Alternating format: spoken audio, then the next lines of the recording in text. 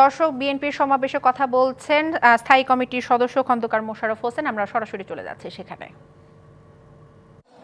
ভবিষ্যৎ যারা নির্মাণ করবে তারা হলো আজকের সময়ের তরুণ প্রজন্ম। এটাকে নির্দেশ করার জন্যে, জনগণের সামনে পরিষ্কার করার জন্যে জনাব তারেক রহমান এই পদক্ষেপ নিয়েছেন।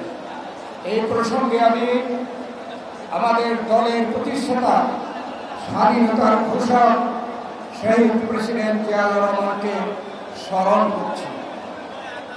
তিনি যখন এই জাতীয়তাবাদী যুবদল, ছাত্রদল, স্বেচ্ছাসেবক দল তিনি সংগঠিত করেন, আমি তখন তার সেই জাতীয়তাবাদী দলের কমিটিতে প্রথম ছাত্র বিষয়ক সম্পাদক হিসাবে তার সব সমাবেশে আমি উপস্থিত ছিলাম। আমি বলতে শুনেছি শহীদ প্রেসিডেন্ট জিয়াউর রহমানের এই তরুণদেরকে ছাত্রদল, যুবদল, স্বেচ্ছাসেবক দল নামে তিনি যে সংগঠিত করেছেন, একটাই উদ্দেশ্য, এদেশের বিপদ আপদে, এদেশের উন্নয়নের তরুণ সমাজই হচ্ছে জাতির ব্যাংকার, অর্থাৎ সকল কিছুর সামনে থাকবে এই তরুণ সমাজ।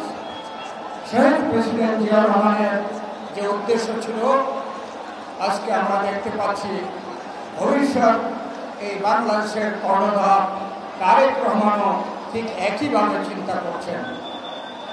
তাই আজকে আমরা বাংলাদেশের যে বর্তমান রাজনৈতিক প্রেক্ষাপট, এর বিষয়ে আমাদের এই তরুণ সমাজকে, তাদেরকে সাবধান হয়ে, অগ্রসর হয়ে যথাযথ ভূমিকা রাখার জন্য এই দিনে আমরা তরুণ সমাজের কাছে আবেদন জানাই।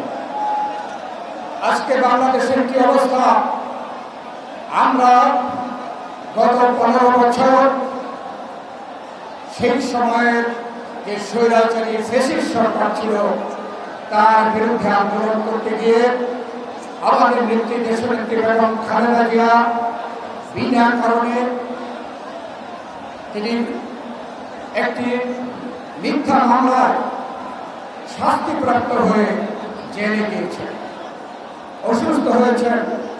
আমাদের ভারপ্রাপ্ত চেয়ারম্যান তারেক রহমান বানোয়াট মামলায় শাস্তিপ্রাপ্ত হয়ে বিদেশে থাকতে বাধ্য।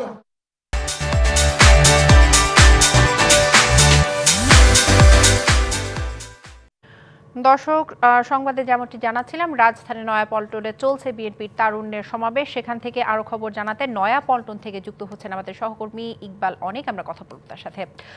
অনেক, কি অবস্থা দেখছেন সমাবেশের? তারেক রহমানের যুক্ত হওয়ার কথা ছিল ভার্চুয়ালি লন্ডন থেকে, তিনি যুক্ত হয়েছেন কিনা এবং সার্বিক পরিস্থিতি জানাবেন আমাদের।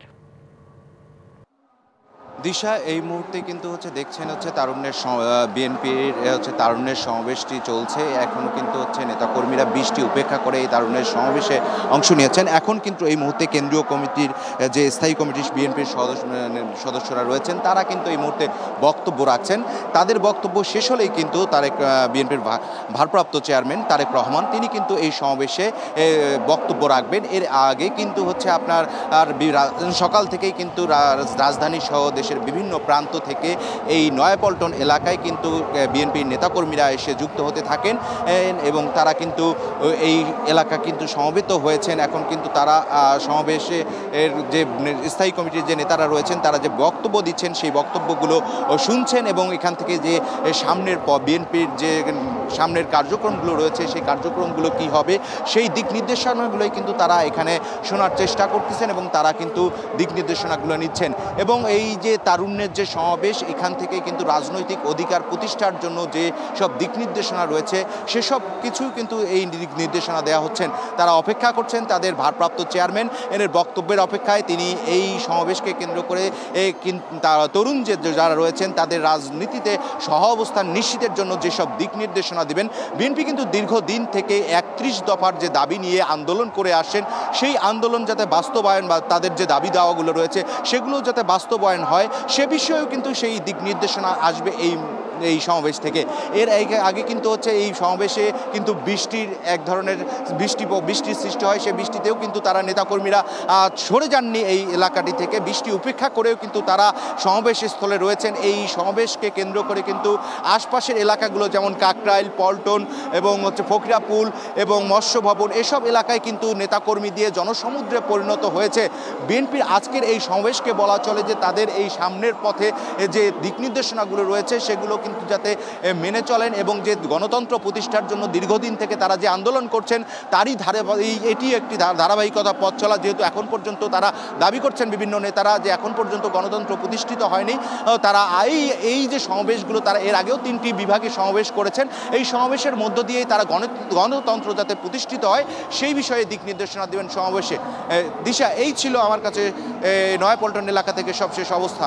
বিস্তারিত জানানোর জন্য অসংখ্য ধন্যবাদ ইকবাল অনেক।